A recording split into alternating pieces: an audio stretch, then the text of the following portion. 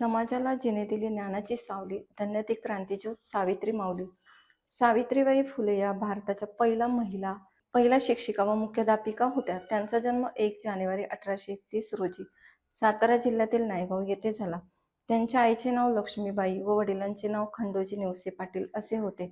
वयाच्या 9व्या वर्षी सावित्रीबाईंचा विवाह थोर समाजसुधारक ज्योतिबा फुले यांच्याशी झाला. सावित्रीबाई खूप हुशार व जिद्दी होत्या. ज्योतिबांनी त्यांना लिहायला व वाचायला शिकवले.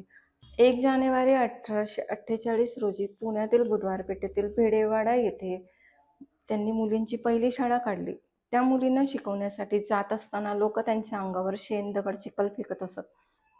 तरीही त्या डगमगल्या नाहीत. त्यांनी या सर्वांना खंबीरपणे तोंड दिले.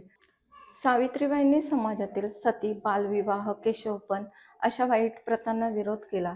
त्यांनी समाजात जागरूकता करण्यासाठी त्यांनी स्त्रियांना साक्षर व्हा, निर्भर व्हा असा संदेश दिला. त्यांनी लोकांना जागृत करण्यासाठी काव्य फुले, बावनकशी, सुबोध रत्नाकर यासारखे काव्यसंग्रह लिहिले. जुलै 1887 मध्ये ज्योतिराव फुले यांना पक्षाघाताचा आजार झाला व त्यांचे 28 नोव्हेंबर 1890 रोजी त्यांचे निधन झाले. 1897 रोजी पुण्यामध्ये प्लेगच्या साथीने थैमान घातला होता. या रोगाने अनेकांचे जीव घेतले होते. सावित्रीबाई फुले या प्लेग झालेल्या रुग्णांची सावित्रीबाईंनी सेवा केली व त्यांनाही या रोगाची लागण झाली व त्यांना 10 मार्च 1897 रोजी त्यांची प्राणज्योत मालवली.